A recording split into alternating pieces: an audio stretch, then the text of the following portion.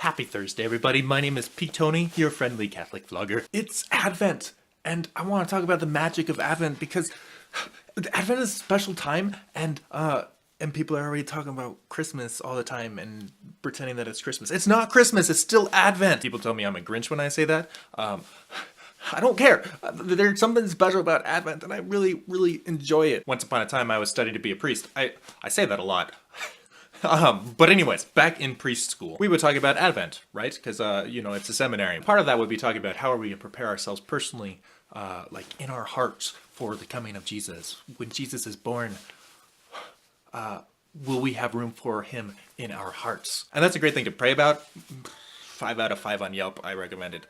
Whatever. For the season of Advent, there would always be a selection of brothers that would suddenly be very scarce for the whole season. They'd be missing from different activities, sometimes even classes, and they'd head down to this room that nobody else was allowed into because it was the Christmas room. Was I ever one of these brothers that disappeared during Advent? No, I was never chosen. The brothers that were chosen were perhaps artsy, perhaps good with their hands, handicraft type. They were the type of person that if you put a hammer in their hands, it was safe.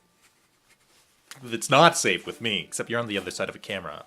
I can't actually do anything to you from here, so we're fine. It's good. Anyways, I imagine you might have guessed by now, they would spend the entire Advent season making the Christmas room into something spectacular. And none of the rest of us were allowed to see it all the way leading up until Christmas. And then after that preparation period, we would have Christmas Vigil Mass. Pull out all the stops, all the bells, all the candles, all the incense, all the music. It was just a beautiful experience. Like, top notch, as beautiful of a mass as you can make. That's what we went for. It's Christmas Vigil. I mean, come on, it's gotta be special. And then after that, this was my favorite part. This is my favorite memory of Christmas that I got to experience year after year after year while in the preschool.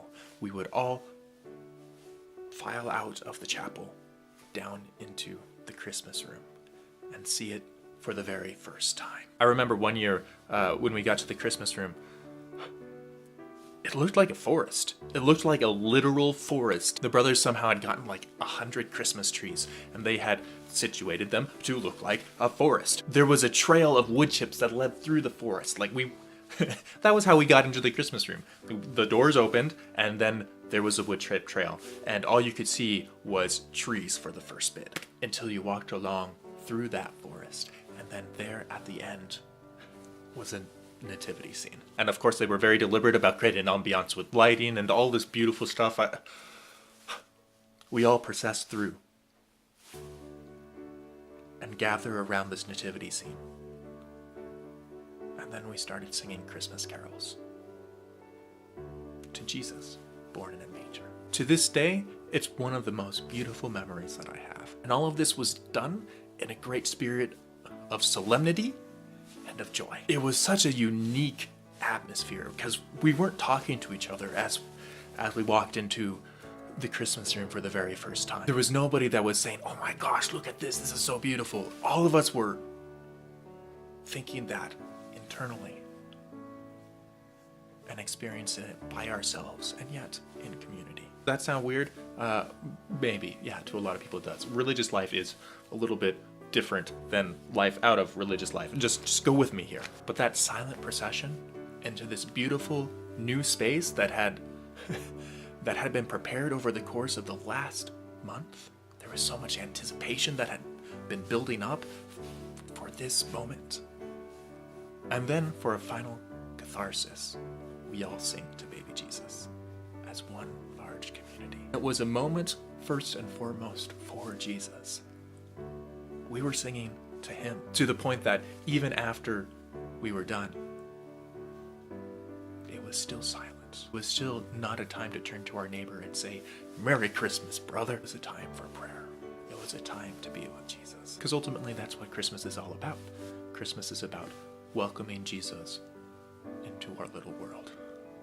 Because Jesus wants to be a part of our little world. But if you ask me, all of that catharsis is only possible if we're able to cultivate that anticipation and that joyful waiting all throughout Advent. And that, my dear friends, is why I don't want to listen to Christmas music during Advent. People call me a Grinch for that. But that is why. Gosh, I miss that. I don't know if I'll ever quite have anything like that again. And that bums me out sometimes. But, you know, God's leading me along whatever route he wants to lead me on. It'll be fine. It'll be just fine. All right, I'll see you next week. God bless and ciao.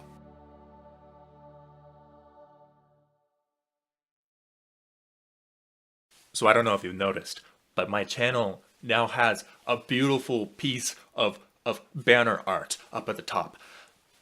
And I'm super excited about it because, you know, I was long overdue to have some real art. I just had a stock photo for a long, long time. Here you go. This is what it looks like. It's a picture of a person that's holding a yellow balloon and looking out into a city. And there's all sorts of symbolism. But on that note, I just wanted to give a huge shout out to the lady that drew this for me. She wants to remain quasi-anonymous, but here is her Twitter handle. So y'all should follow her on Twitter because I like Twitter. You can also follow me there, but focus on her right now because she is the star. So thank you, Not That Isa, for making this art for me. I appreciate it a lot and I'm pretty excited about it. All right, I'm running away. Bye.